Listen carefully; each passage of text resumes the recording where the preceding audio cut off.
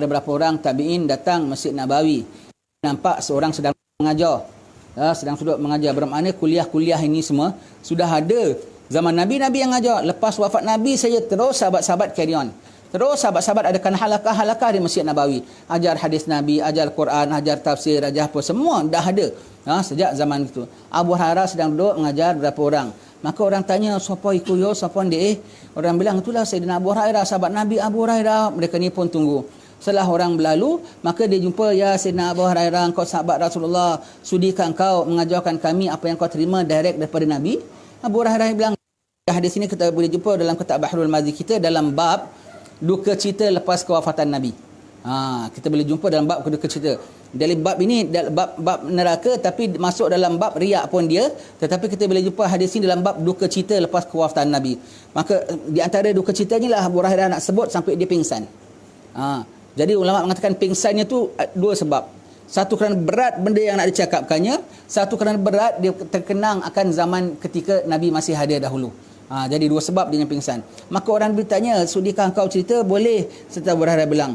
Maka Abu Hurairah pun mengatakan bahawasanya dahulu di dalam rumah ini, iaitu di Masjid Nabawi, ketika aku bersama Nabi SAW, dua orang saja, tidak ada lain bersama dengan kami. Maka Nabi khabarkan kepadaku, dia nak sambung cakap, dia terberhenti. Menangis, terisak-isak, tersedu-sedu, menggeru-geru, menangis sampai tak boleh cakap. Maka orang tenangkan dia, dah tenang, baru dia sebut. Maka di dalam rumah ini, iaitu di Masjid Nabawi, ketika aku bersama Rasulullah SAW berdua saja, tidak ada orang lain selain kami. Maka Nabi mengkhabarkan kepadaku, maka disebutkan lagi sekali, dia terisak-isak, dia tersedu-sedu, ya. Sekali lagi dia terisak-isak, dia tersedu-sedu, tak boleh cakap lagi. Sampailah orang tenangkan dia. Untuk kali ketiga diulang lagi. Ketika di dalam rumah ini hanya aku bersama Nabi dua orang saja, tidak ada orang lain selain kami berdua. Nabi khabarkan kepadaku, dia nak cakap kali ketiga, dia terisak-isak, tersedu-sedu, menangis terus pingsan. Allah. Jadi ulama komen bahawasanya itu kerana duka citanya teringat dia dengan Nabi dahulu sampai dia pingsan. Ada pula mengatakan dia punya pingsan tu pasal nak menceritakan apa yang disebut oleh Nabi SAW, ya. Maka apabila sadarnya ketika ini dah ada perasaannya semua, dah lega sampai dah pingsan, barulah dia boleh terbicara. Yang yaumil qiyamah nanti, ini kita bacakan syarahnya dulu, ya. Ada 3 golongan yang awal mula dipanggil, itu tadi hadisnya.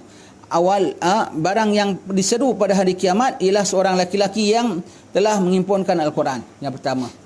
Maka Allah Ta'ala tanya, aku telah berikan kau Al-Quran, apa engkau buat? Aku hafal, ya Allah. Aku baca dengan baik, ya Allah. Aku mengamalkannya, ya Allah, dalam sembahyang. Aku mengajarkan orang, ya Allah. Dan bukan hanya hafal mengajarnya, dengan hukumnya sekali. Dan aku laksanakan segala hukum Quran. Halalnya aku halalkan, haramnya maka haramkan. Semuanya aku buatkan, ya. Maka Allah Ta'ala bilang, dusta engkau. Malaikat pun sokong. Malaikat mengatakan, dusta engkau. Tidaklah engkau buat itu semua kecuali untuk orang puji engkau ahli Quran, bagus adalah bacaannya bagus, hafal pula.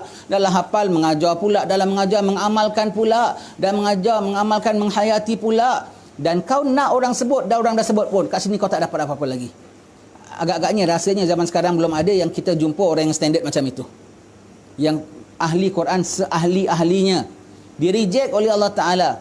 Yang kedua, Allah Taala berikan dia keperkasaan. Aku beri engkau perkasa, apa engkau buat? Aku turun ke medan perang, ya Allah. Ku hujam segala musuh-musuhmu, ya Allah. Engkau dusta. Sehingga aku mati terkorban, ya Allah. Kau dusta. Malaikat pun berkata, engkau dusta. Engkau dusta. Maka Allah Ta'ala berkata, tidak engkau buat itu, biar orang bilang, kaulah kesatria, kaulah pahlawan, kaulah wirajaya. Allah semuanya. Dan kau nak orang sebut, dah orang sebut, kau dah dapat apa lagi? Hanya orang sebut saja. Dia punya upahan itu semua hanya orang sebut, dan dia nak dan dia dah dapat dah.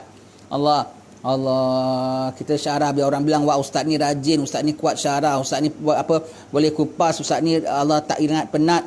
Itu lintas ada di dalam hati kita, habislah kita. Ustaz ni tak ubah macam ustaz dia. Allah, habislah kita, ya Allah, berlindung ya Allah daripada terlintas-lintas yang dalam hati gitu. Samar pun tak boleh. Samar pun tak boleh. Kena tangkis. Maka jangan buat maksiat. Kalau buat maksiat hatinya hitam. Kalau hatinya hitam tak sedar, akan riak dan ujub ini tak sedar, ya. Orang yang ketiga, Allah Ta'ala berikan dia harta. Dia orang hartawan dan dermawan. Maka apa engkau buat? Aku kembang biakkan hartamu, harta aku beri pada aku ya Allah, dan aku dengan dia aku sedekah dan aku sambung silaturahmi. Bukan aku beri saja kaum kerabatku, aku hantar ke rumah mereka orang-orang yang susah-susah. Maka Allah Ta'ala bilang kau dusta. Malaikat pun mengatakan kau dusta. Tidak engkau buat kecuali orang bilang dahlah kaya berbudi pulanya, dahlah kaya tak sombong. Dia yang datang rumah kita hantar sendiri, dan orang dah sebut, sedara kau dah sebut, sekarang kau tak dapat apa-apa. Dan ini 3 golongan yang awal diumban dalam api neraka. Na'udzubillah min zalik, ya. Na'udzubillah. Rasanya 3 itu kita belum ada pun, suku daripada mereka pun belum ada, 1/10 daripada mereka pun belum ada, plus kita punya riaknya 10 kali lebih daripada mereka. Allah, ya. Takut ya, takut sekali ya. Allah Ta'ala tak peduli ya. Allah Ta'ala tak. Dan pada hari tu nak tebus macam mana? Pada hari tu nak tobat macam mana? Pada hari tu nak bikin macam mana? Dah mati pun perang. Dah derma pun, dah mengajar pun, dah amal pun, tapi tak dapat apa-apa. Nak tebus macam mana? Nak insaf macam mana pada hari itu nanti? Sekarang alhamdulillah, syukur pada Allah Ta'ala khabaran ini sampai pada kita, biar kita tak terlanjur-lanjur dengan sikap kita yang jelek itu. Biar kita dapat insaf dan muhasabah diri. Biar kita dapat, kalau kita itu ada penyakit dalam hati kita, selalu terimbas gitu, biar kita tahu cari jalannya. Paling tidak engkau nak merayu pada Allah Ta'ala minta tolong. Paling tidak engkau minta ampun pada Allah Ta'ala. Kau cari jalannya, kau tanya-tanya orang alim. Kalau sampai perlu kau puasa 3 bulan berturut-turut, kau puasalah. Kalau perlu kau derma, kau dermalah. Kalau kau perlukan sembahyang tobat sampai menangis, kau buatlah. Asalkan kau tidak kekal dengan sifat sedemikian. Ya, kalau kita khabaran ini sampai dan kita sudah sedang dihadapkan dengan hisab, apa kita nak jawab pada hari itu, ya?